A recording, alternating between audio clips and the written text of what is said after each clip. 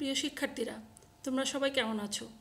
আশা করি সবাই নিজ বাড়িতে অবস্থান করছো এবং পরিবারের সাথে ভালো আছো, স্বাস্থ্যবিধি মেনে নিরাপদে জীবনযাপন করছো। আজকের অনলাইন ক্লাসে তোমাদের স্বাগতম। আমি নাদিয়াতুজ জোহরা, প্রভাষক, দর্শন বিভাগ, ঢাকা কলেজ, ঢাকা। আজকে আমার এই ক্লাস অনার্স দ্বিতীয় বর্ষের ছাত্রদের জন্য। তোমাদের কোর্স শিরোনাম মুসলিম দর্শন এবং তোমাদের কোর্স নম্বর হচ্ছে 202।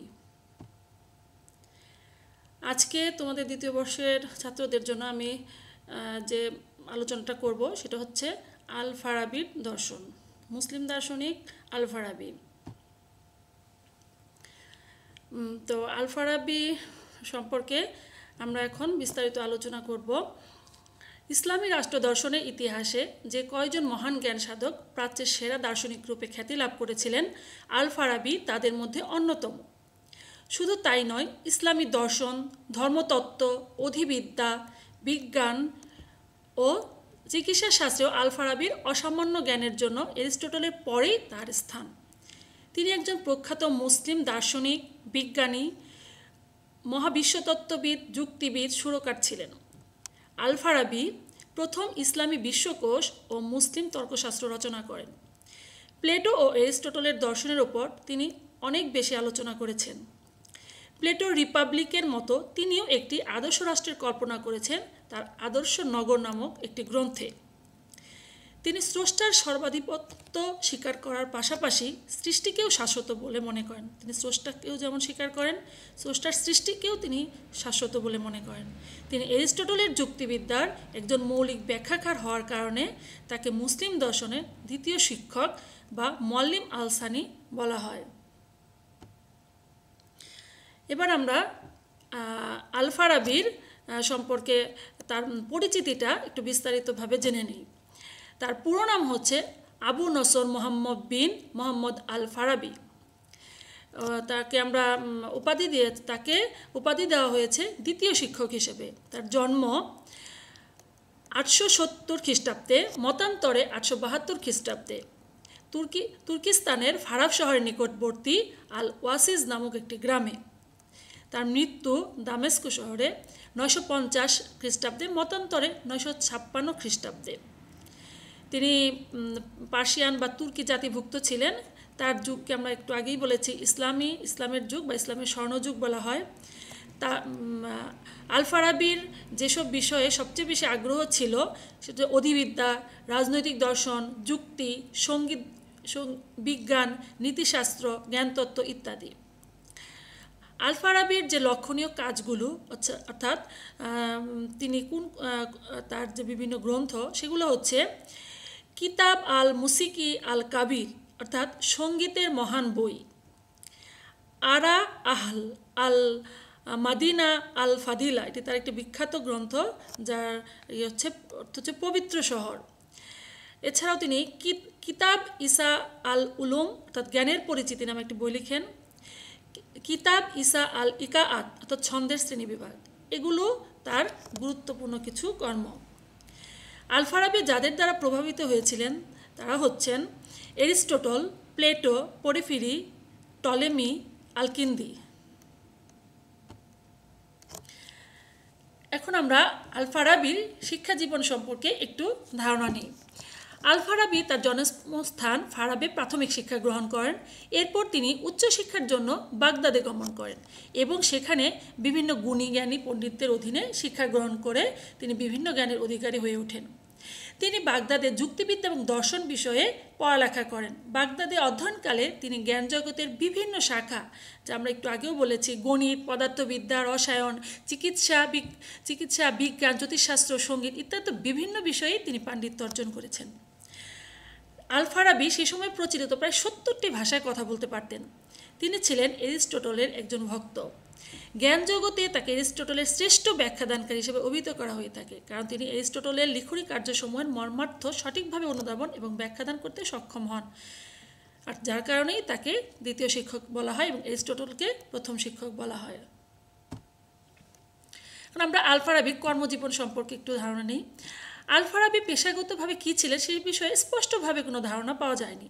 তবে কোনো কোনো গবেষকের মতে বাগদাদে আসার পর কিছু সময় তিনি বাগান পরিচর্যাকারী হিসেবে নিয়োজিত ছিলেন।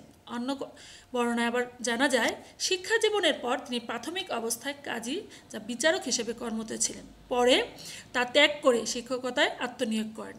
জীবনের শেষ পর্যায়ে তিনি হামদানের যুবরাজ সাইফুদ্দৌলার পৃষ্ঠপোষকতায় দর্শনের গ্রন্থ রচনায় নিবেদিত থাকেন এবং রাজদরবারের একজন খ্যাতিনামা দার্শনিক হিসেবে তিনি তার জীবন অতিবাহিত করেন। এখন আমরা আল ফারাবির যে মূল মতবাদগুলো তিনি কী কী বিষয়ে আলোচনা করেছেন সেটা একটু ধারণা নিব। সেগুলো হচ্ছে দর্শন, যুক্তিবিদ্যা, অধিবিদ্যা, নীতি দর্শন, রাষ্ট্রদর্শন। আজ আমরা তোমাদের সাথে আল ফারাবির দর্শন, যুক্তিবিদ্যা এবং অধিবিদ্যা নিয়ে আলোচনা করব। আল ফারাবির দর্শন। আল ফারাবি এরিস্টটলের ধর্মতত্ত্বকে তার থিওলজিকে একটি খাঁটি দর্শন কর্ম বলে গ্রহণ করেন। তিনি প্লেটো ও এরিস্টটলের দার্শনিক মতবাদসমূহের সাথে ইসলামের শিক্ষার সমন্বয় করার চেষ্টা করেন। ফারাবির দর্শনে একটি স্বতন্ত্র বৈশিষ্ট্য ও সুস্পষ্ট লক্ষ্য পরিলক্ষিত হয়। চিন্তা ও প্রকাশ, যুক্তি ও আলোচনায় এবং ব্যাখ্যা ও বিচার বিশ্লেষণে তার দৃষ্টিভঙ্গি ছিল খুবই যৌক্তিক এবং মৌলিক। তিনি সব কিছু খুবই যুক্তিসঙ্গতভাবে আলোচনা করেছেন। ফারাবি মনে করেন যে প্রাকৃতিক বিজ্ঞান ও মানবিক বিজ্ঞানসমূহের জ্ঞান লাভের জন্য গণিতশাস্ত্র ও যুক্তিবিদ্যা পাঠ দ্বারা মনের বিচার শক্তির পুরোপুরি প্রশিক্ষণ লাভ করা একান্ত অপরিহার্য। অর্থাৎ তিনি প্রাকৃতিক বিজ্ঞান বা পদার্থবিজ্ঞান ও মানবিক বিজ্ঞানসমূহের জ্ঞান লাভের জন্য কী কী প্রয়োজন, অর্থাৎ গণিতশাস্ত্র যুক্তিবিদ্যা পাঠ যে প্রয়োজন সেটা তিনি খুবই গুরুত্ব সহকারে বিবেচনা করেছেন। আল ফারাবির মতে দর্শন পরম সত্তার বিজ্ঞান, যার প্রধান লক্ষ্য সত্যানুসন্ধান করা। আমরা আল ফারাবির মত ছাড়াও আমরা জানি দর্শন মানেই সত্যের অনুসন্ধান। আল ফারাবি মনে প্রাণে একজন সুফি ও সত্যের নিষ্ঠাবান সাধক ছিলেন। তাই তার মতে দর্শন অনুশীলনের প্রধান লক্ষ্য হলো আত্মার পবিত্রতা ও বিশুদ্ধতা অর্জন। কেননা আত্মার পবিত্রতা সাধন ব্যতীত দর্শন চর্চা সম্ভব নয়। কারণ তার মতে আত্মার পবিত্রতা সাধন করা না গেলে কুসংস্কারাচ্ছন্ন মন দিয়ে মানব জীবনের প্রধান সমস্যাবলী অনুসন্ধান অসম্ভব। কারণ দর্শনের মর্মমূলে উপনীত হতে হলে পক্ষপাত শূন্য, সংকীর্ণতা বর্জিত উদার মানসিকতার প্রয়োজন। তাহলে এখানে আমরা কি দেখতে পাই? আল ফারাবির যে দর্শনে তিনি পরম সত্তার দর্শনটা একটা পরম সত্তার বিজ্ঞানের কথা বলেছেন। পরম সত্তা বলতে এখানে সেই সত্তার কথা বলা হয়েছে যার থেকেই সব কিছু সৃষ্টি হয়েছে, সব সত্তার আদি সত্তা, যার প্রধান লক্ষ্য কি তিনি দর্শনের প্রধান লক্ষ্যের কথাই বলেছেন সত্যানুসন্ধান করা, মানে সত্যের দিক নির্দেশ, সত্যের পথে চলা। আর সেই সত্যের মাধ্যমে আত্মার পবিত্রতা বা বিশুদ্ধতা অর্জন করার কথা বলেছেন তিনি। অর্থাৎ মনকে পবিত্র রাখতে হবে, রাখার কথা তিনি বলেছেন। আর তিনি এটাও বলেছেন যে এই মন বা আত্মাকে পবিত্র করতে না পারলে মনের যে বিভিন্ন তখন মনটা কুসংস্কার, অন্ধবিশ্বাস, ধ্যান ধারণায় নিমজ্জিত হয়, যার কারণে বিভিন্ন গুরুত্বপূর্ণ সমস্যাগুলি সমাধান করা বা অনুসন্ধান করা অনেক সময় সম্ভব হয়ে ওঠে না। ফারাবির দর্শন অনুশীলনের পূর্ব শর্ত হিসেবে প্রাকৃতিক বিজ্ঞান সম্পর্কে জ্ঞানার্জন ও চরিত্র গঠনের উপর গুরুত্ব আরোপ করেন। কারণ কেবল বুদ্ধিময় সত্তায় প্রদীপ্ত হতে পারলেই দর্শনের গভীর তত্ত্ব মানুষের চিন্তা উদ্ভাসিত হতে পারবে। অর্থাৎ তিনি যে মানুষের মনকে পবিত্র করতে হবে, এবং এখানে তিনি এটা বলেছেন যে কেবল বুদ্ধিময় সত্তায় প্রদীপ্ত করতে পারলে, অর্থাৎ তার মানুষের চিন্তা ভাবনা মানে বুদ্ধিময় করে গড়ে তুলতে পারলেই দর্শনের বিভিন্ন তত্ত্ব সম্পর্কে অনুসন্ধান করা যাবে। ফারাবির মতে দর্শন হচ্ছে এমন একটি বিজ্ঞান যা জীবন ও জগৎ সম্পর্কে প্রকৃত জ্ঞান দেয় এবং বস্তুর স্বরূপের সাথে আমাদের পরিচিত করে তোলে। শুধু দর্শন শাস্ত্রই জগতের অনন্ত বৈচিত্র্যের মধ্যে অখণ্ড সামগ্রিক ঐক্যসূত্র স্থাপন করতে পারে। তো দর্শনের কথা কি বলেছেন যে দর্শন হচ্ছে এমন একটা বিজ্ঞান যা জীবন ও জগতের প্রকৃত জ্ঞান দেয়। অর্থাৎ আমরা জানি যে দর্শন হচ্ছে জগৎ জীবন সম্পর্কে সামগ্রিক আলোচনাই, দর্শনই হচ্ছে সামগ্রিক আলোচনা। ফারাবির দর্শন আলোচনায় দেখা যায় তিনি মুতাজিলা এবং ফালাসিফা গোষ্ঠীর মতবাদের সমালোচনা করেন। তার মতে মুতাজিলা তারা নির্বিচারবাদী, তারা যুক্তি কৌশল বিচার বিশ্লেষণ ছাড়াই সাধারণ অভিজ্ঞতার উপর তাদের মতবাদের সমর্থনে যুক্তি প্রদর্শন করেন। আমরা যদিও জানি মুতাজিলার বুদ্ধিবাদী দার্শনিক, কিন্তু তারা বলেছেন, আর ফারাবি বলেছেন যে মুতাজিলারা নির্বিচারবাদী, তারা যুক্তি কৌশল বিচার বিশ্লেষণ ছাড়াই যে সাধারণ বাস্তব অভিজ্ঞতা তার উপর ভিত্তি করেই তাদের মতবাদ প্রদর্শন করেন। আবার ফালাসিফা গোষ্ঠীর কথা বলেন যে ফালাসিফা গোষ্ঠীর চিন্তাবিদগণ বস্তুর পরিণতি অনুসন্ধানের চেষ্টা করেন, জগতের অবভাষিক বা বাহ্যিক রূপের উপর নির্ভর করে জীবন জগতের ব্যাখ্যায় প্রয়াসী হন, অর্থাৎ আমাদের চারপাশে যে ঘটনা ঘটে তার উপর ভিত্তি করে তার জগৎ জীবনের ব্যাখ্যায় প্রয়াসী হন। অবভাষিক জগৎ ও অতীন্দ্রিয় জগৎ দৃশ্যমান অপ্রকাশক নিয়েই যে পূর্ণ সত্তার ধারণা নিত তা তারা অনুধাবন করতে ব্যর্থ হন, অর্থাৎ আমাদের চারপাশের জগৎ এবং যে জগৎ দেখা যায় না, অর্থাৎ অতীন্দ্রিয় জগৎ, অর্থাৎ এই যে দৃশ্যমান জগৎ এবং যেটা দেখা যায় না অপ্রকাশ্য, সেই সব নিয়েই যে পূর্ণ সত্তার ধারণা সেটা তারা অনুধাবন করতে পারেন না, অর্থাৎ কারা, এই মুতাজিলারা এবং ফালাসিফারা। এদের বিরুদ্ধে ফারাবি প্রয়াস চালিয়ে চিন্তাকে একটি উপযুক্ত ভিত্তির উপর প্রতিষ্ঠা করে এবং সব অস্তিত্বশীল সত্তার আদি কারণ নির্ণয় করতে চেয়েছেন। মানে তারা কী চেয়েছেন যে সব অস্তিত্বশীল সত্তার মূলে একটি যা কিছু আছে এই জগৎ ও জীবনে যা কিছু আছে সব কিছু যা কিছু অস্তিত্বশীল সব কিছুর মূলেই একটি আদি কারণ আছে। আচ্ছা, এরপরে আমরা আসি যুক্তিবিদ্যা। মুসলিম দার্শনিক আল ফারাবি যুক্তিবিদ্যার কথা বলেন। আল ফারাবির যুক্তিবিদ্যা শুধু বৈজ্ঞানিক চিন্তার বিশ্লেষণ নয়, তার যুক্তিবিদ্যা ব্যাকরণের উপর মন্তব্য এবং জ্ঞান তত্ত্বের আলোচনাকে অন্তর্ভুক্ত করে। যুক্তিবিদ্যা থেকে ব্যাকরণ পৃথক, কারণ ব্যাকরণটা কি, এটা ইংলিশে যাকে আমরা বলি গ্রামার, কারণ ব্যাকরণ একটি বিশেষ স্থানের লোকদের ভাষার সাথে সংশ্লিষ্ট। অন্যদিকে যুক্তিবিদ্যা মানব জাতির চিন্তার প্রকাশ ভাষাকে নিয়ন্ত্রণ করে, অর্থাৎ যুক্তিবিদ্যা কী করে যে আমাদের যে আমরা যে চিন্তা করি যে চিন্তার যে প্রকাশ ভাষা সেটাকেই নিয়ন্ত্রণ করে। যুক্তিবিদ্যার চিন্তার উপাদান দিয়ে যাত্রা শুরু করে এবং ক্রমান্বয়ে অতি জটিল ধারণায় প্রবেশ করে, অর্থাৎ শব্দ থেকে বাক্যে এবং বাক্য থেকে যুক্তিতে প্রবেশ করে। অর্থাৎ কোনো যে আমরা কোনো একটা শব্দ চয়ন করি, সেই সব বিভিন্ন রকম যে শব্দগুলো আছে সেই সবগুলো দিয়ে এক একটা বাক্য তৈরি হয় এবং এক একটা বাক্য থেকে এক একটা যুক্তি বাক্য তৈরি হয়। ফারাবির যুক্তিবিদ্যাকে দুই ভাগে ভাগ করা হয়েছে, তথা প্রত্যয় বা ধারণা ও সংজ্ঞা সম্পর্কে আলোচনা, একটা কি অবধারণ, অনুমান বা প্রমাণ নিয়ে আলোচনা। মানে এখানে মূল কথা হচ্ছে দুটো বিষয়, যে এটা একটা প্রত্যয় একটা অবধারণ। আচ্ছা, আমরা এখন দেখি প্রত্যয়টা কি। ফারাবির প্রত্যয় সত্যও নয় আবার মিথ্যাও নয়। এখানে প্রত্যয় মানে কি, ধারণা, যেটাকে বলা হয় কনসেপ্ট। প্রকৃত বস্তুর সাথে ধারণার কোনো অনিবার্য সম্পর্ক নেই, প্রত্যয় বা ধারণা কেবল মনেই অবস্থান করে। মানে কি, কোনো একটা বস্তু সম্পর্কে যে আমরা যে এক একজন এক এক রকম ধারণা পোষণ করতে পারি, যে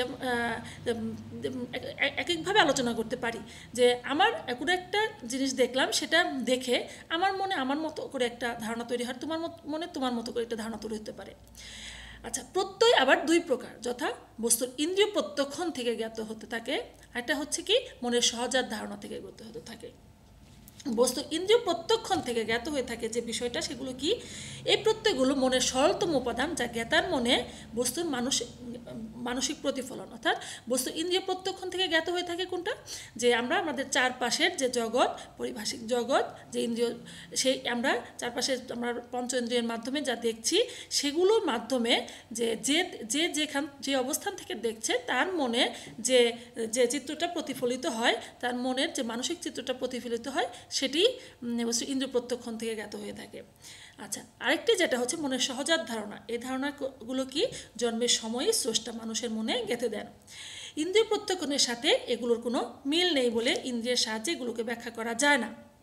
যেমন আমরা বলতে পারি ঈশ্বরের অস্তিত্বের কথা, তারপর আত্মা, তারপর আমরা বলতে পারি হচ্ছে অসীমত্বের ধারণা, তারপরে হচ্ছে সার্বিকতার ধারণা।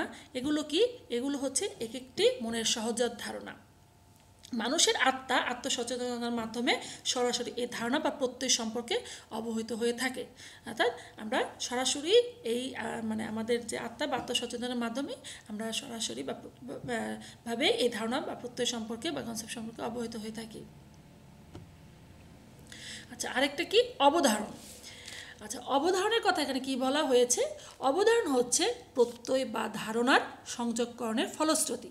অর্থাৎ কি, যে অনেক সময় যে বিভিন্ন রকম ধারণা, যে ধারণার কথা যে আমরা বললাম, সেই যে সেখানে এখানে যদি আমরা বলি যে দুটি ধারণার মধ্যে পরস্পরের মানসিক প্রকাশ, যে কোনো একটা দুইটা ধারণার মধ্যে যে যে যে চিন্তা ভাবনা আমরা করি, যে দুইটা ধারণার মধ্যে যে চিন্তার প্রকাশ হয় বা যে মানসিক যে প্রকাশ হয়, সেটাই হচ্ছে অবধারণ বা মানসিক বাক্য। যেমন আমরা বলতে পারি যে কাক হয় কালো। এখানে মানে কাকের সম্পর্কে বলা হয়েছে কাক হয় কালো, এটাই হচ্ছে একটি অবধারণ। অবধারণ সত্য বা মিথ্যা হতে পারে। অবধারণের বৈধতা বিচারে আমাদের পরীক্ষা করে দেখতে হবে উক্ত অবধারণটি শতপ্রমাণিত যুক্তিবাক্য থেকে নিশ্চিত অনুমানের উপর কতটুকু প্রতিষ্ঠিত। অতএব যুক্তিবিদ্যার কাজ হচ্ছে স্বতঃসিদ্ধ বাক্য দিয়ে শুরু এবং তাদের বিশ্লেষণ করা। অর্থাৎ যুক্তিবিদ্যা কি, যে সেই সব স্বতঃসিদ্ধ যেগুলো সবসময় সত্য, সেই রকম বাক্য দিয়ে শুরু এবং তাদের বিশ্লেষণ করা। গণিত, অধিবিদ্যা এবং নীতিবিদ্যা এ ধরনের অনেক স্বতঃসিদ্ধ বাক্য রয়েছে। যেমন গণিতে আমরা বলতে পারি যে 2 × 2 = 4, এটা সবসময় স্বতঃসিদ্ধ একটি বাক্য। ত্রিভুজ হয় 3 কোণের সমষ্টি, এটি একটি স্বতঃসিদ্ধ বাক্য। তারপর অধিবিদ্যায় আমরা আমরা ঈশ্বরের অস্তিত্ব, আত্মার অমরত্ব, এগুলো নিয়ে যে আলোচনা করি, এগুলোও এক একটা স্বতঃসিদ্ধ বিষয়। তাহলে কি, যে এই যে যুক্তিবিদ্যার কাজ হচ্ছে জ্ঞাত ও সুপ্রতিষ্ঠিত ধারণার ভিত্তিতে এমন কিছু নিশ্চিত করা যা পূর্বে অজ্ঞাত ছিল। যুক্তিবিদ্যা এভাবে জ্ঞাত থেকে অজ্ঞাতের দিকে অগ্রসর হয়, এভাবে জানা থেকে অজানার দিকে। যুক্তিবিদ্যা প্রত্যয়কে অবধারণে এবং অবধারণকে যুক্তিতে রূপান্তরিত করে। অর্থাৎ যুক্তিবিদ্যা কী করে, কোনো একটা প্রত্যয় বা ধারণাকে কোনো একটা অবধারণ, যে মানসিক ধারণা, সেই অবধারণে পরিণত করে। আবার এই অবধারণটা থেকেই কিন্তু পুরোপুরি একটি যুক্তি বাক্য তৈরি হয়। এভাবে যুক্তিবিদ্যা জ্ঞাত বা জানা সত্য থেকে অজ্ঞাত বা অজানা সত্যের দিকে অগ্রসর হয়। এটি সম্প্রত্যয় দিয়ে শুরু হয় এবং সম্প্রত্যয়কেই অবধারণ অনুমানের বিশ্লেষণ করে। আচ্ছা, কিন্তু উচ্চতর যুক্তিবিদ্যা সার্বিক বা মূর্ত সত্যের দিকে ধাবিত হয়। মানে সার্বিকভাবে বা সব জায়গায় আছে এমন, এবং মূর্ত দেখা যায় এমন সত্যের দিকে ধাবিত হয়। এখানে একটি সার্বিক সত্যের মানদণ্ড বা নীতি নির্ণয়ে সচেষ্ট হয়। এভাবে উচ্চতর যুক্তিবিদ্যা সার্বিক সত্যের আলোচনায় পর্যবেসিত হয় এবং সার্বিক সত্যের নীতিসমূহ নির্ধারণের প্রয়াস পায়। এই পর্যায়ে যুক্তিবিদ্যা ও অধিবিদ্যার মধ্যে কোনো পার্থক্য থাকে না।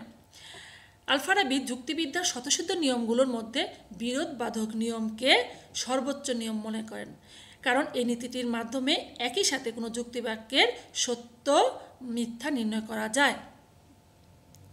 আচ্ছা, কোনো যুক্তিবাক্যের নিশ্চয়তা সম্পর্কে অবহিত হওয়া যায়। এক্ষেত্রে আল-ফারাবির চিন্তাধারার সাথে পাশ্চাত্য যুক্তিবিদ ব্রাডলির চিন্তাধারার মিল পাওয়া যায়। এছাড়া বৈজ্ঞানিক পদ্ধতি হিসাবে আল-ফারাবি এরিস্টটলের পলিটমি পদ্ধতির চেয়ে প্লেটোর দ্বিকোটিক যে পদ্ধতি, সেটিকেই বেশি পছন্দ করেন। এছাড়া আল-ফারাবি যুক্তিবিদ্যা জ্ঞান তত্ত্বকে অভিন্ন মনে করেন। তার মধ্যে জ্ঞান 2 প্রকার, কি কি? একটা হচ্ছে নিশ্চয়তা জ্ঞান, একটা হচ্ছে সম্ভাব্য জ্ঞান। নিশ্চয়তা জ্ঞান যেটা সুস্পষ্ট, নিশ্চিত এবং যথার্থ জ্ঞান, এবং এটা কোনো শর্তের অধীন নয়। সম্ভাব্য জ্ঞান হচ্ছে যেটা থাকতে পারে, না থাকতে পারে, এটি নিশ্চয়তা সত্যের উপলব্ধির উপর নির্ভরশীল। ফারাবির মতে যুক্তিবিদ্যা কেবল চিন্তার সঙ্গতি বা জ্ঞানের পদ্ধতিই নয়, বরং তা জ্ঞানের পূর্ণ বিশ্লেষণ, উৎপত্তি, স্বরূপ ও বৈধতার আলোচনা।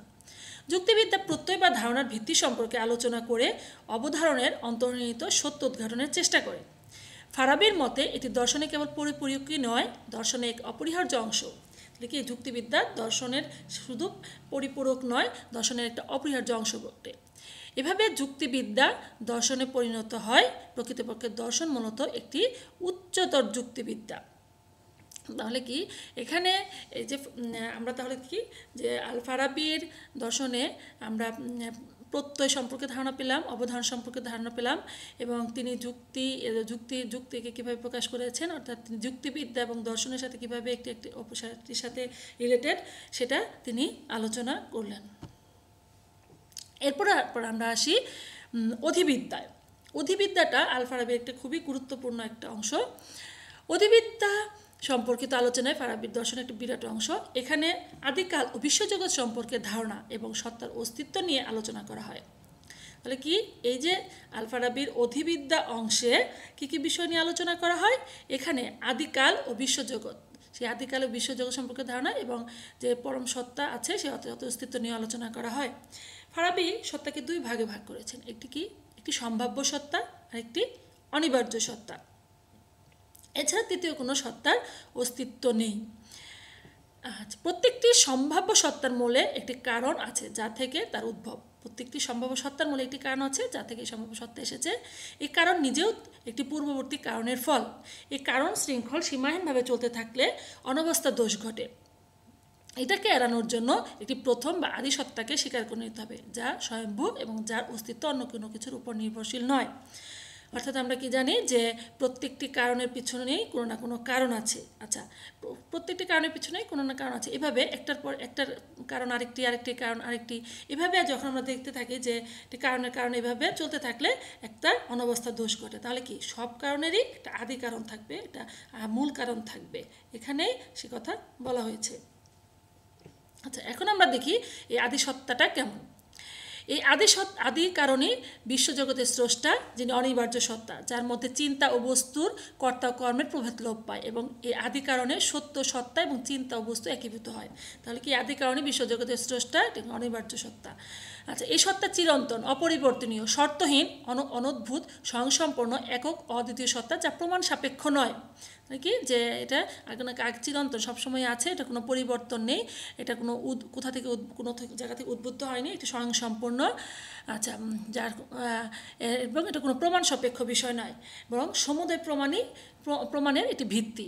এই একক সত্তা একাধারে বহিস্থ, অন্তস্থ, অন্তর্বর্তী, অতিবর্তী, তবে এর সাথে এরিস্টটলের প্রধান চালক বা আদি চালক, তার কোনো তুলনা হয় না। এই পরম সত্তা সব ধরনের সত্তা, সত্য কারণের মূল উৎস। কি আল ফারাবি যে সত্তার কথা বলেছেন সেটা হচ্ছে সব সত্তা বা সব কিছুর মূল উৎস। তিনি স্বতঃসিদ্ধ সত্য, বিশ্বজগতের সব কিছু অস্তিত্ব সত্তা তার উপর নির্ভরশীল, তার সাথে অন্য কোনো কিছু সাদৃশ্য নয় এবং তার সাথে জাগতিক সত্তার তুলনা হয় না। এই পরম সত্তা শাশ্বত, অতুলনীয়, তার সারসত্তা ও অস্তিত্ব এক ও অভিন্ন। তাহলে কি এই যে পরম সত্তা বলতে তিনি মূলত সৃষ্টিকর্তাকেই বুঝিয়েছেন। তাহলে কি এই পরম সত্তা যে স্বতঃসিদ্ধ সত্য, যেটা ঈশ্বরের অস্তিত্ব, তাহলে কি যে জগতের যা কিছু আছে সব কিছুরই মূল হচ্ছে এই সৃষ্টিকর্তা, আদিসত্তা, এবং তার কাছ থেকে এটি একটি পরম সত্তা এবং এই অন্যান্য সত্তা থেকে এটি সম্পূর্ণ আলাদা এবং অন্যান্য যে সত্তাগুলো সেটা এই আদি সত্তা থেকেই এসেছে। এই আদি সত্তা সম্পূর্ণরূপে সরল, যার ফলে তার বিশ্লেষণ করা যায় না। এই সত্তা পরিপূর্ণ, অনন্ত, অজড়ীয় সত্তা, যার সহযোগী বা বিরোধী বলে কিছুই নেই। আচ্ছা, এগুলো তো আমরা বুঝতেই পারছি। ফলে তার কোনো সংজ্ঞা দেওয়া যায় না। তিনি দেশ ও কাল দ্বারা সীমিত নন, তিনি সর্বত্র ও সর্বদা বিরাজমান। তিনি দেশ এবং এই যে আমাদের দেশকাল এটির দ্বারা সীমিত নন, কিন্তু তিনি অর্থাৎ তিনি সব জায়গায় আছেন। তার গুণাবলী ও জাগতিক বস্তুর জ্ঞানের মাধ্যমে তাকে জানার চেষ্টা করা হয়। তার থেকে তার যে এই যে পরম স্রষ্টা ঈশ্বর, তার কিছু গুণাবলী আছে এবং আমরা আমাদের যে জাগতিক বস্তুর জ্ঞান তার মাধ্যমেই তাকে জানার চেষ্টা করি। তিনি একাধারে প্রকাশ্য, অপ্রকাশ্য এবং সব কিছুর ঊর্ধ্বে। আমরা যেহেতু জানি সৃষ্টিকর্তা আছেন, সেই হিসাবে আমরা বলতে পারি তিনি প্রকাশ্য, আবার আমরা তাকে দেখি না, সেই হিসাবে অপ্রকাশ্য, অর্থাৎ তিনি সকল কিছুর ঊর্ধ্বে। এই আদি কারণ বা পরম সত্তাকে আমরা খোদা বা আল্লাহ বলি, যিনি সম্পূর্ণরূপে জড় থেকে মুক্ত এবং সর্বতোভাবে আধ্যাত্মিক। দর্শনের দৃষ্টিকোণ থেকে খোদা অজ্ঞেয় হলে অপরিহার্য, কারণ তার ধারণা ব্যতীত জগতের সামগ্রিক ব্যাখ্যা অসম্ভব। খোদা নিজেকে জানার জন্যই জগৎ সৃষ্টি করেছেন, তাই জগতের কারণ খোদার ইচ্ছা নয় বরং তার চিন্তা। কি বলেছে একটু খেয়াল করো, খোদা নিজেকে জানার জন্যই জগৎ সৃষ্টি করেছেন, তাই জগতের কারণ এই সৃষ্টিকর্তা নিজেকে জানার জন্যই এই জগৎ সৃষ্টি করেছেন। তাই তিনি এই যে জগৎ, এই জগতের কারণ বলছেন যে এটা খোদা তার নিজের ইচ্ছায় যে করেছেন তা নয়, এটা একটা তার চিন্তা, তার নিজের চিন্তার জন্য, তার নিজের জন্যই তিনি এই জগৎকে সৃষ্টি করেছেন। এভাবে আল ফারাবি খোদা বা আদিসত্তার জ্ঞানের ব্যাপারে সর্বেশ্বরবাদী সত্যের দিকে ঝুলে পড়েন এবং খোদার সাথে জগতের সম্পর্ক কি এই প্রশ্নের খুঁজতে গিয়ে তিনি বিকিরণবাদের সাহায্য নেন। অর্থাৎ এই যে সৃষ্টিকর্তা খোদা আল্লাহ, তিনি জগৎ সৃষ্টি করেছেন, অর্থাৎ তিনি কিভাবে জগৎ সৃষ্টি করেছেন, অর্থাৎ এই সৃষ্টিকর্তার সাথে জগতের সম্পর্কটা কী তা তিনি বিকিরণের মাধ্যমে, অর্থাৎ যাতে মূল যেখান থেকে সব কিছু বিকিরিত হয় সেখান থেকে তিনি বিকিরণের মাধ্যমে তিনি আলোচনা করেছেন। অর্থাৎ আল্লাহ থেকে বিভিন্ন বস্তুর যে বিকিরণ তা তিনি বিবরণ দেন। আচ্ছা, এখন আমরা দেখি এই বিকিরণবাদটা তিনি বলতে কি বুঝিয়েছেন। এই মতবাদ মুসলিম দর্শনে একটি গুরুত্বপূর্ণ স্থান দখল করেছে, অর্থাৎ এই বিকিরণবাদটা এটি ফারাবির অধিবিদ্যার একটি মূল আলোচ্য বিষয়। এর মাধ্যমে স্বর্গমর্তের ব্যাখ্যা এবং গতি ও পরিবর্তন বিষয়ক ঘটনার ব্যাখ্যা পাওয়া যায়। এই মতবাদের প্রধান বিষয় হলো এক ও বহু সমস্যার সমাধান এবং পরিবর্তনীয় অপরিবর্তনীয়ের মধ্যে তুলনা, অর্থাৎ গতি ও পরিবর্তনে ব্যাখ্যা করা যায় এবং এক ও বহুর মধ্যে যে সমস্যা তার সমাধান এবং পরিবর্তন ও পরিবর্তনের মধ্যে তুলনা হয়। আচ্ছা, আলফারাবি শক্তি বা স্পিডকে 6টি স্তরে ভাগ করেছেন। অনাদিকাল থেকে জগতের বিভিন্ন জিনিস আদি সত্তার মাঝে একীভূত হয়েছে। আমরা এই 6টি শক্তি বা স্পিডটা কি আমরা পরে আলোচনা করব। আচ্ছা, ফারাবির মতে আদি কারণ শুধু নিজের সম্পর্কে চিন্তা করে, কারণ অন্য কোনো কিছুর চাহিদা বা অভাব তা নেই। জগতের সৃষ্টি বা বিকিরণ একটি অনন্ত বৌদ্ধিক প্রক্রিয়া। আদি সত্তা বা আল্লাহ নিজের সম্পর্কে ভাবতে গিয়ে সৃষ্টি করেছেন প্রথম চিদাত্মা। আচ্ছা, এই যে চিদাত্মাটা কি, এখানে চিদাত্মা বলতে এখানে বুদ্ধি, মন বা একটা স্পিরিটের কথা বলা হয়েছে। আচ্ছা, এই জগতের সৃষ্টি বা এই যে বিকিরণ একটি অনন্ত এবং বৌদ্ধিক প্রক্রিয়া। আদি সত্তা বা আল্লাহ নিজের সম্পর্কে ভাবতে গিয়ে সৃষ্টি করেছেন প্রথম চিদাত্মা। এই প্রথম চিদাত্মা সবসময় আদি সত্তার কথা চিন্তা করে। এই প্রথম চিদাত্মাই মানে কি আল্লাহ, এই প্রথম চিদাত্মা সবসময় আদি সত্তার কথা চিন্তা করে। তাহলে কি, কারণ এটি সেখান থেকেই এসেছে, এর থেকে বেরিয়ে এসেছে দ্বিতীয় চিদাত্মা, যা নিজের বা তার স্রষ্টা সম্পর্কে ভাবতে গিয়ে সৃষ্টি করে প্রথম দেহ। আবার এর থেকে আবার আসে তৃতীয় চিদাত্মা এবং দ্বিতীয় দেহ। তাহলে কি এভাবে প্রথম চিদাত্মা, দ্বিতীয় চিদাত্মা, এভাবে দশম চিদাত্মা আসে এবং প্রথম দেহ, দ্বিতীয় এবং নবম দেহ আসে। আচ্ছা, তাহলে কি এইভাবেও যে বললাম যে 10টি চিদাত্মা এবং 9টি দেহ আসে, এভাবে নবমণ্ডলে সহ ভূমণ্ডলের সৃষ্টি হয়। এখানে একটি অস্তিত্ব থেকে আবশ্যিকভাবে প্রাকৃতিক কারণে অপর একটি অস্তিত্ব বেরিয়ে আসে। তাহলে কি একটি মূল অস্তিত্ব থেকে প্রাকৃতিক কারণে এবং আবশ্যিকভাবেই এই অন্য অস্তিত্বগুলো চলে আসে। যেমন আমরা বলতে পারি সূর্য আমাদের আলো দেয়, এখানে সূর্যের কোনো চাহিদা, ইচ্ছা বা প্রয়োজন নেই, কিন্তু সূর্যের আলো কি করে, বেশি হওয়ার কারণে তা নিজে থেকেই বেরিয়ে আসে। তাহলে আমরা এই যে 10টি বুদ্ধি বা চিদাত্মা বা মন বা স্পিরিটের কথা বলছি, সেই 10টি বুদ্ধি এবং 9টি গোলক, এখানে গোলককে দেহও বলা হয়। আচ্ছা, 9টি গোলক মিলে গঠন করে হয় এক নিরবচ্ছিন্ন শৃঙ্খলা ও ঐক্য। জগতের সৃষ্টি ও সংরক্ষণ একই প্রক্রিয়ার ফল। সমগ্র জগতের মধ্যে এই ঐক্য প্রতিফলিত হয়। তাহলে কি ফারাবির এই যে মতবাদ, মানে এখানে যে 10টি বুদ্ধির কথা, 9টি গোলকের কথা বলা হয়েছে, এই দশম বুদ্ধি সম্পর্কিত মতবাদ, মানে এই যে মতবাদটা আমরা বলছি বিকিরণবাদ, এটি ফারাবির দশম বুদ্ধি সম্পর্কিত মতবাদ নামে পরিচিত। এই যে গোলকগুলো আকাশে ঘুরছে, এই গোলকগুলোকে কি নবমণ্ডল বা আকাশে ঘুরছে, তাদেরকে নিয়ন্ত্রণ করে এই 10টি বুদ্ধি। এই গোলকগুলো যে 9টি গোলক, সেই গোলকগুলো নবমণ্ডলে আকাশে ঘুরে বেড়ায় এবং তাদেরকেই নিয়ন্ত্রণ করে এই 10টি চিদাত্মা বা বুদ্ধি। আচ্ছা, এই 9টি গোলক আমরা কি এখন দেখি, যে 9টি গোলকটা হচ্ছে, প্রথমটা হচ্ছে প্রথম গোলক, তারপর দ্বিতীয়টি হচ্ছে তারকামণ্ডলী, তারপরটা হচ্ছে শনি, তারপরে বৃহস্পতি, মঙ্গল, সূর্য, শুক্র, বুধ, চাঁদ। তাহলে কি এগুলোকে বলা হয়েছে, ফারাবি বলেছেন যে এই যে এগুলো হচ্ছে 9টি গোলক, এটা 9টি গোলক বা এই 9টি একে মানে দার্শনিক অর্থে এগুলোকে গোলক বা দেহ বলা হয়। আচ্ছা, এটি হচ্ছে সৃষ্টির ঊর্ধ্ব জগৎ। এটা কি, এটি হচ্ছে এই যে 9টি গোলক, এগুলো সৃষ্টির ঊর্ধ্ব জগৎ। এই নবমণ্ডলের জ্যোতিষ্কসমূহ সমানভাবে শুভ এবং অশুভর যে বিষয় সেটি সৃষ্টি হয় এই জগতে। ফারাবির মতে ঊর্ধ্ব জগতের মতো একটি নিম্ন জগৎও রয়েছে, যার প্রক্রিয়াটি উল্টো। এই যে ঊর্ধ্ব জগতে এই নবমণ্ডলের বিষয়গুলো রয়েছে, এই যে 9টি গোলক রয়েছে, আর ঊর্ধ্ব জগতের মতো একটি কি রয়েছে, একটি নিম্ন জগৎও রয়েছে, যার প্রক্রিয়াটা উল্টো। এই প্রক্রিয়াটা কি, এখানে একরকম প্রক্রিয়া, এখানে প্রক্রিয়াটা ঠিক উল্টো। এখানে কি বলা হয়েছে, যে দ্রব্য উৎপাদন, তারপর হচ্ছে পানি, বায়ু, মাটি, আগুন, তারপরেরটা হচ্ছে খনিজ পদার্থ, তারপর থেকে উদ্ভিদ, তারপরে প্রাণী, তারপরে মানুষ। আচ্ছা, এখানে একটি প্রক্রিয়াটি উল্টাভাবে বলা হয়েছে, যেখানে আমরা স্বাভাবিকভাবে জানি মানুষ, প্রাণী, উদ্ভিদ, তারপরে বাকিগুলো।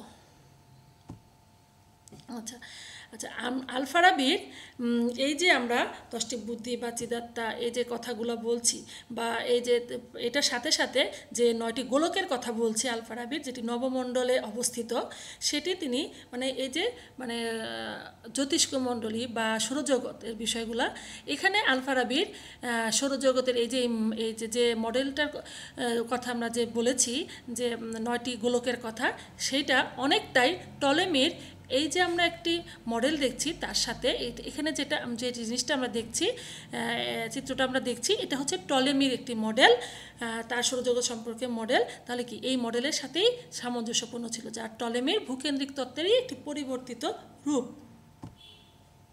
আচ্ছা, এভাবে ফারাবি আবশ্যিক সত্তা থেকে ঊর্ধ্ব জগৎ ও নিম্ন জগতের ব্যাখ্যা দেন।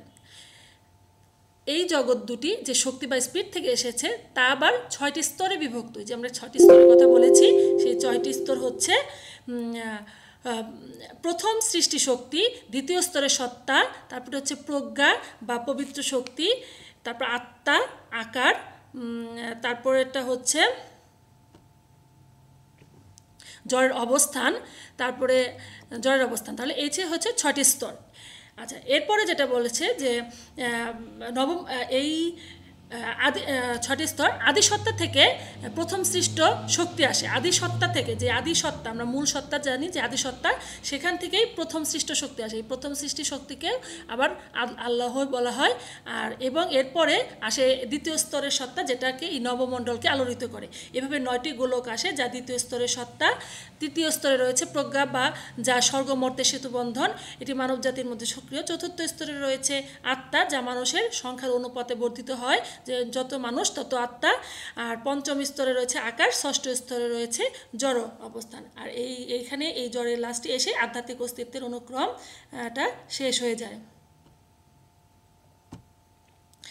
আচ্ছা, আল ফারাবি মানুষের মধ্যে চিদাত্তার 3টি স্তর দেখিয়েছেন। মানুষের যে চিদাত্তা, সেখানে বলছেন যে সম্ভাব্য চিদাত্তা, নিম্নতম চিদাত্তা, একটা মৃত্যু চিদাত্তা। অভিজ্ঞতা ও জ্ঞানার্জনের মাধ্যমে সম্ভাব্য চিদাত্তা বাস্তবায়িত হয়, যা পরিণতি লাভ করে অতীন্দ্রিয় সত্তার জ্ঞানে। তারপরে বলা হয়েছে যে অভিজ্ঞতা জ্ঞানার্জনের মাধ্যমে, যে আমাদের বাস্তব জীবনে যে অভিজ্ঞতা এবং জ্ঞান অর্জন করি, তার মাধ্যমে সম্ভাব্য চিদাত্তা বাস্তবায়িত হয়, আর যা পরিণতি লাভ করে অতীন্দ্রিয় সত্তার জ্ঞানে। আর এই জগতের জ্ঞান থেকেই আস্তে আস্তে আমরা অতীন্দ্রিয় সত্তার জ্ঞানে পরিণতি লাভ করে। নিম্নতম চিদাত্তা উচ্চতম পর্যায়ে ওঠার চেষ্টা করে যতক্ষণ পর্যন্ত না ঐশী জ্ঞানের চূড়ান্ত লক্ষ্য অর্জন করে। এবং মৃত্যু চিদাত্তা যখন দেহের বন্ধন থেকে মুক্তি লাভ করে, তখন তা আল্লাহর সাথে সম্মিলিত হয়। এভাবেই ফারাবি দর্শন একটি মরমব্যাধি দর্শনে পরিণত হয়।